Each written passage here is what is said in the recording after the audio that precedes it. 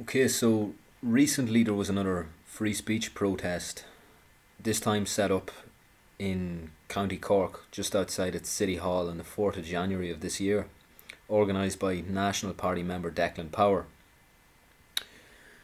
And a similar situation evolved like it did in Dublin on December the 14th of 2019, in which a large counter-protest group, state-funded of course, made up of a mishmash of the Communist Party, Sinn Féin, Labour, Greens, People Before Profit, pro-choice campaigners, LGBT campaigners, Antifa, members of SERA, which is the new IRA of course, and various asylum seekers.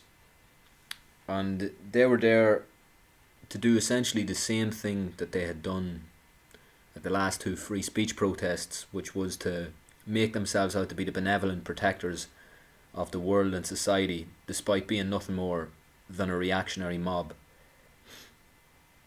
Now, this group, as I said, was largely made up of non-Irish people, of course, who decided to bash the genuine native Irish people who were protesting across the street, the initial protesters who were there to argue for the fundamental rights of everyone that's in our Irish constitution.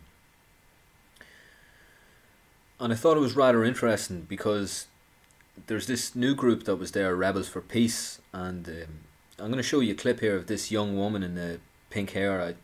I'm sorry, I'm not sure if I'm going to be able to pronounce her name correctly, but I'll do my best. I think her name is Tajitsky de Vries, and yeah, very Irish, and her accent's not very Irish as well. But if you just listen to the way that she talks, as if she's, as if she's native Irish and she's lived here her whole life and she knows what's going on with the Irish people, and she talks down about the Irish people across the street in such a condescending, arrogant tone of voice that's completely ironic in relation to what she's saying, as she labels the people across the street nothing more than a hate mob, despite her coming into a country as a guest, a country which was more than good to her, and a country that has a reputation for being some of the most hospitable people in the world.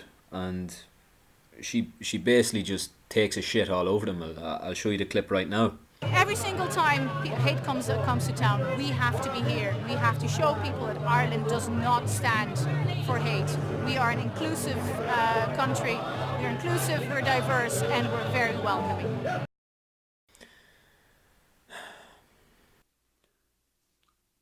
You're a fucking idiot.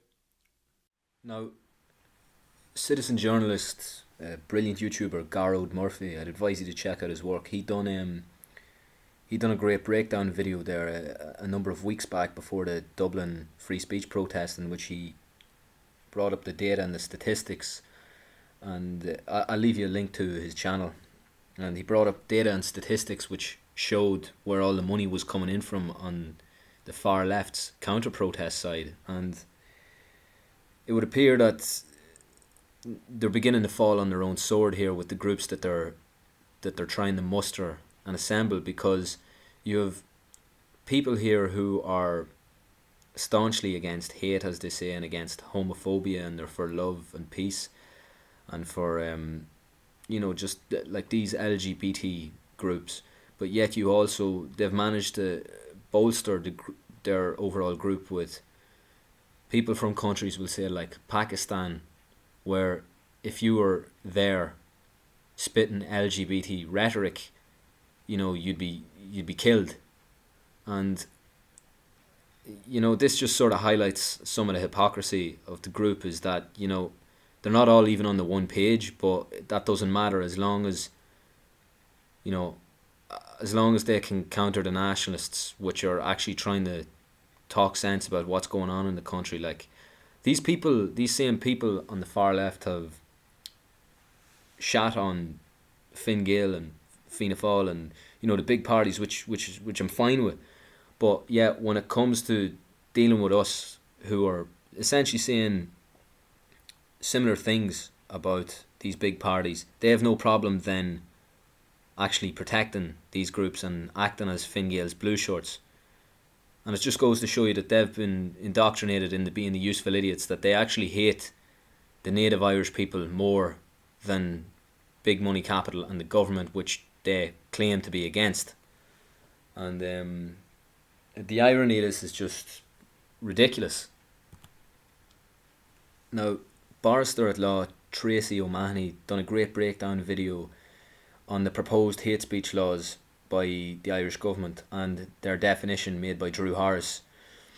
And her video highlights the complete subjectivity of how these laws will be implemented, which will essentially give free rein to any self-described victim to decide whether or not a crime was actually committed, rather than leaving it objectively up to the law, which is the way it should be.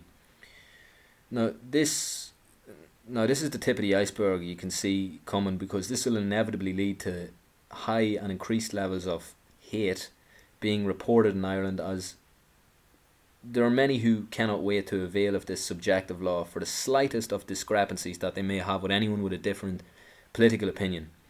And it also offers those of a more malevolent and scornful nature to destroy the lives of anyone who they remotely dislike even. And a point in case I could make about this is the surge in false rape accusations all across that have been surged in all across North America in the last number of years, which have essentially destroyed the lives of many young men, even the ones who have been vindicated. As you know, as the saying goes, you remain guilty by accusation. And so we have no reason to believe that these proposed hate speech laws wouldn't be used on the native Irish people in the same way for having a dissenting political opinion. Now, and in relation to these hate speech laws, it's funny because on the 17th of January of this month, our government had actually organised and had planned a commemoration for the RIC and the DNP, which was the Royal Irish Constabulary and the Dublin Metropolitan Police, which were our police force in Ireland before we had gotten independence, which were essentially the eyes and ears of the British Empire, and even worse, commemoration for the Black and Tans, who were essentially a brutal murder squad made up of 95% of them would have been British World War I veterans, most of whom would have been shell-shocked or had severe damage from the war, and they were let loose in Ireland to rape, torture and murder their way across the country, infamously burning places like Cork City and Balbriggan to the ground, along with many other towns and villages. Once, of course, they brutally terrorised, looted and sacked the towns. And thankfully now the Irish people were able to speak up of anything British. Of the Irish people never have a problem speaking up against, and they were able to muster enough noise to not necessarily get it cancelled yet. We still have some work to do to get it cancelled, but fortunately for the minute it's been put on hold. So as of now, this bullshit commemoration thankfully won't be going ahead on the 17th of this month. But just to get back to the point, in relation to these hate speech laws and the definition of hate speech laws, if we were to abide by the government's definition of it, they themselves, and Charlie Flanagan especially, are after committing hate speech with this whole commemoration, because he himself said on it, and I quote, they were, and this is him referring to the Black and Tans, the RIC and the DNP, they were doing their job, they were murdered in the line of duty. Now, many Irishmen and women would take great offence to this statement because it refers to the men and women who bled for this country's independence as murderers. And I, for one, would be one of those people. Like, are you saying the people who fought for our independence, Charlie, are murderers? I mean, that's hate speech. These are your laws you're gonna bring in. I mean, this is the absolute hypocrisy of the government we have. You know. Now, as I said, though, thankfully it has been deferred for a moment, but we still need to make a bit more noise and get this thing completely cancelled, which I strongly believe we will. We just got to keep putting pressure on them. But it makes you wonder, what on earth was our own government thinking? I mean, when you think about the logic of it, would the British government have a commemoration in Buckingham Palace for the IRA? No, not a chance. Now, with all this insanity and lunacy taking place in the country at the minute, there is a upcoming general election this year, and for the first time in a while, thankfully, the voters will have a varied choice other than the usual Fianna Fáil, Fine Gael, Labour, Sinn Féin, Greens selection. And then, of course, the varied selection is the National Party, Irish Freedom Party, and Anti-Corruption Ireland. They'd be the three bigger ones. And, of course, maybe some of the independents too. But personally, I'd recommend the National Party if you're going to vote, because they'd be the party that closely resembles Arthur Griffith's Sinn Féin. And, they're the only party in the country at the minute representing the national idea for the Irish people by the Irish people. And they have a staunch stance against mass migration going in and out of the country, the housing crisis and the import of cheap labour, and most profoundly their ultimate vision of re-Gaelicising Ireland and creating an Ireland that truly belongs to the Irish people in every sense, and not merely free but Gaelic, and not merely Gaelic but free as well. And their leader Justin Bard is a phenomenal speaker. He's been on the front lines dealing with a lot of this stuff going back a number of years. I think he's been active since the mid-90s, and he's always been standing up to these people. So if I was to recommend you a party to vote for to try and get us out of this mess, I would suggest the National Party.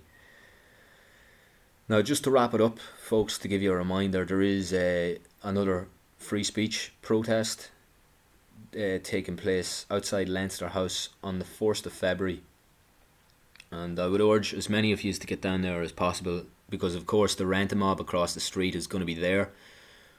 But as I said, like we're a grassroots movement and we actually care about our country. These people are they're just fronting this virtue signaling surface level bullshit.